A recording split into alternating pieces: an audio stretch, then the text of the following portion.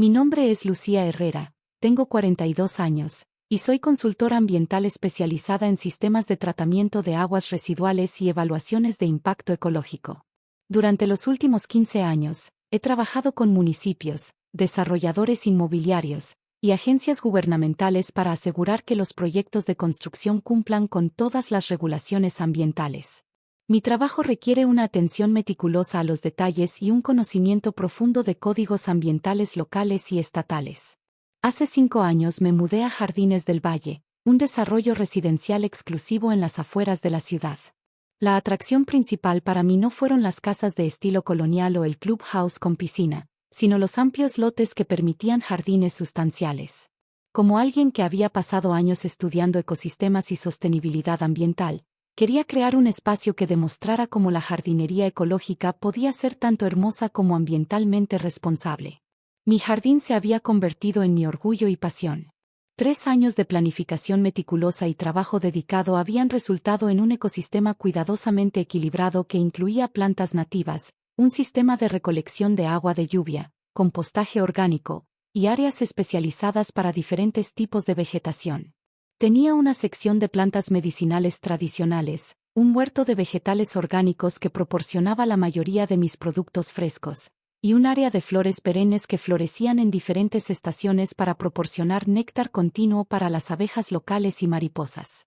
El año pasado, mi jardín había ganado el primer lugar en el concurso anual de jardinería de la ciudad, una distinción que había generado artículos en 2 revistas locales de casa y jardín.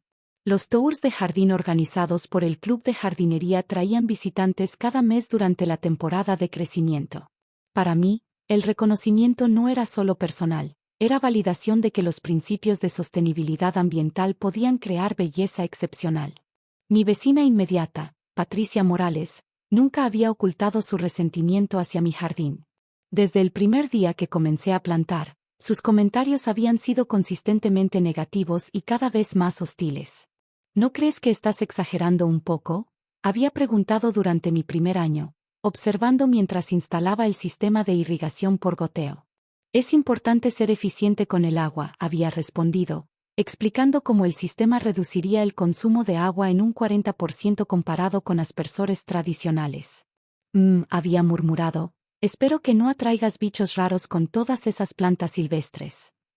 Durante los años siguientes, sus comentarios se habían vuelto más directos y más crueles.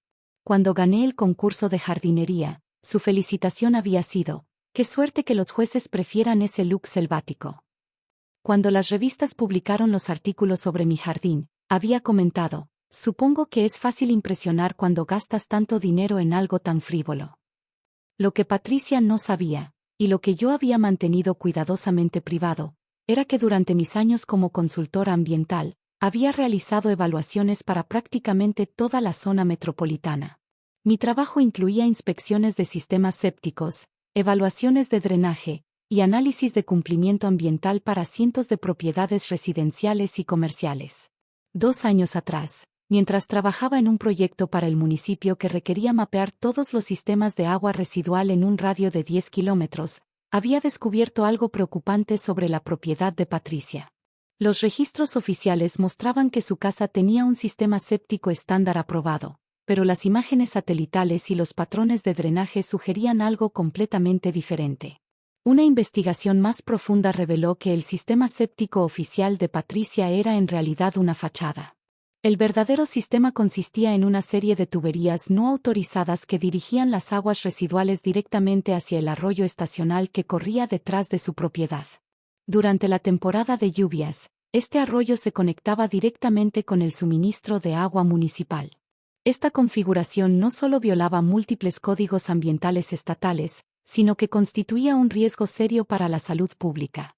Los multas por este tipo de violación podrían alcanzar fácilmente los $100,000, sin mencionar la responsabilidad civil por cualquier contaminación del agua potable. Había documentado mis hallazgos como parte del archivo municipal, pero como el proyecto se había centrado en otra área, no había tenido razón profesional para reportar específicamente la situación de Patricia. La información simplemente se había archivado junto con miles de otros datos técnicos. La tensión entre Patricia y yo había escalado significativamente durante los últimos meses. En abril, había organizado una pequeña reunión del club de jardinería en mi patio trasero para discutir técnicas de jardinería orgánica. Patricia había aparecido sin invitación, interrumpiendo constantemente la presentación con comentarios sobre cómo mi jardín monopolizaba la atención y hacía que otros jardines del vecindario se vieran inadecuados. En mayo, cuando un equipo de televisión local vino a filmar un segmento sobre jardinería sostenible, Patricia se había quejado formal Joa sobre el tráfico excesivo y la perturbación de la paz del vecindario. El día que todo cambió fue el jueves 15 de junio. Había estado fuera de la ciudad durante 3 días, trabajando en una evaluación ambiental para un nuevo desarrollo comercial a 2 horas de distancia. Era un proyecto grande y complejo que requería análisis de soil, evaluaciones de drenaje, y coordinación con múltiples agencias regulatorias. Regresé a casa alrededor de las 6 de la tarde, ansiosa por revisar mi jardín después de varios días de ausencia. Junio era una época crítica para muchas de mis plantas, y había estado preocupada por el estrés hídrico durante mi ausencia. Lo que encontré cuando doblé la esquina hacia mi casa fue devastación total. Mis rosas trepadoras, que había estado entrenando cuidadosamente durante 3 años para cubrir una pérgola artesanal, habían sido cortadas hasta los tallos. El huerto de vegetales, donde tomates cherry, chiles y hierbas aromáticas habían estado prosperando, estaba completamente destruido, con plantas arrancadas de raíz y esparcidas por todo el césped. Mi área de plantas nativas, incluyendo varias especies que había cultivado desde semillas durante 2 años, había sido pisoteada hasta convertirse en barro. Pero lo más devastador era la destrucción de mi jardín de plantas medicinales.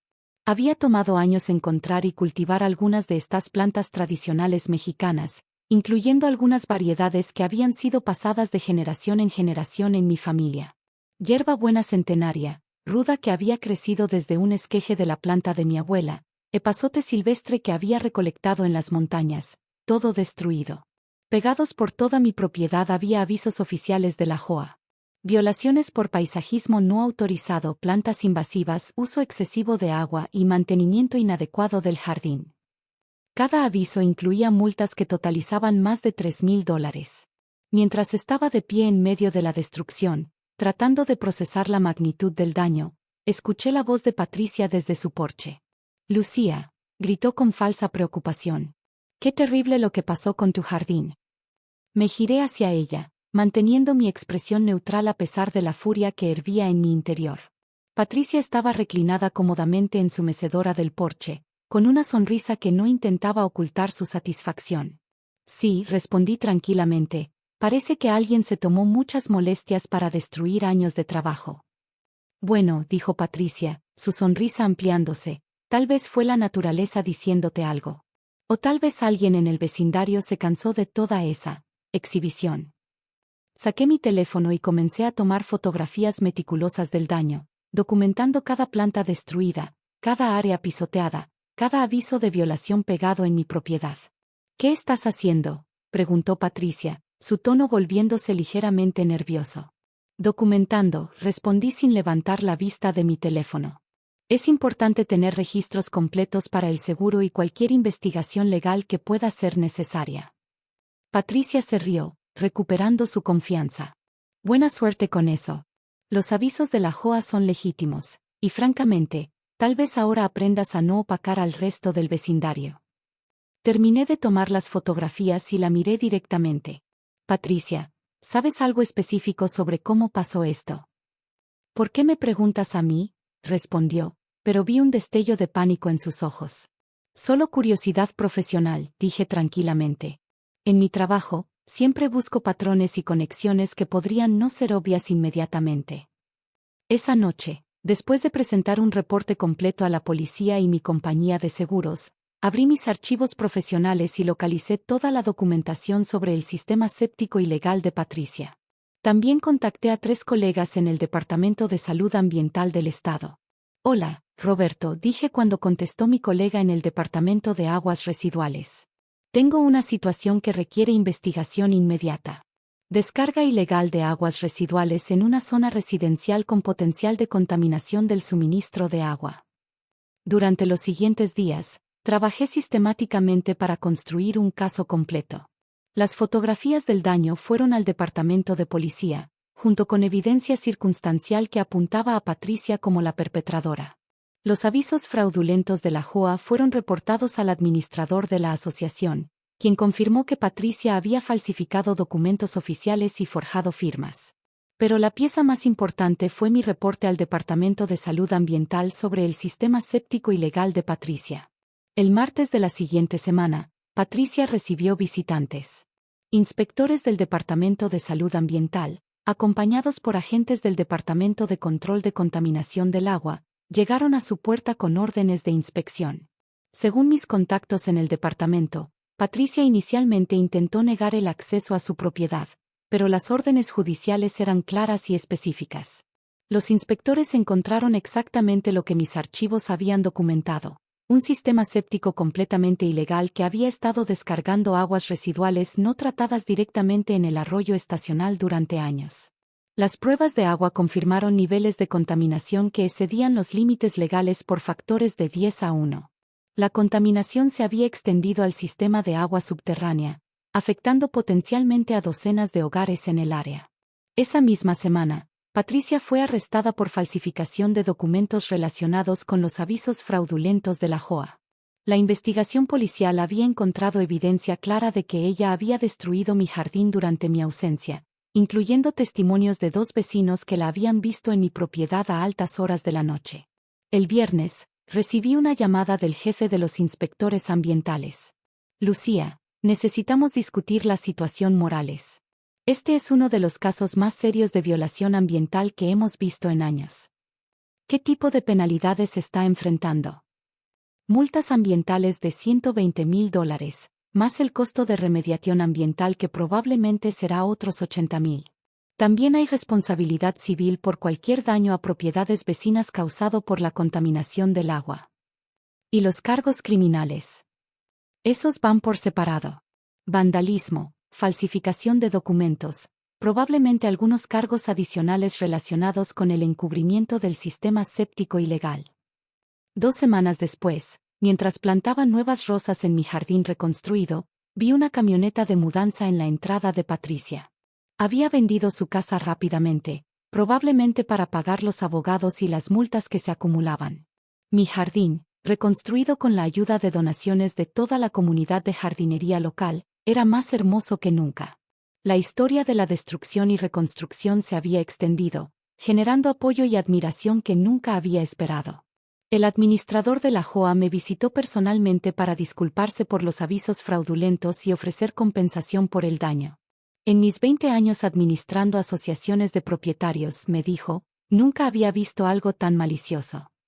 6 meses después, mi jardín ganó nuevamente el concurso municipal, pero esta vez con una categoría especial: resiliencia y recuperación. En la ceremonia de premiación, dediqué el reconocimiento a todos los jardineros que entienden que la verdadera belleza viene de la paciencia, dedicación y respeto por el mundo natural. En mi oficina tengo enmarcada una foto de mi jardín antes de la destrucción junto a una foto de la reconstrucción. No como recordatorio de venganza, sino como testimonio de que la expertise aplicada con paciencia e integridad siempre triunfa sobre la envidia destructiva. Patricia había asumido que una jardinera apasionada sería un blanco fácil para sus celos. Lo que no calculó fue que la misma persona que podía cultivar ecosistemas complejos también tenía las habilidades profesionales para exponer sistemas ilegales complejos. A veces, las raíces más profundas no están en el jardín, sino en el conocimiento y la preparación.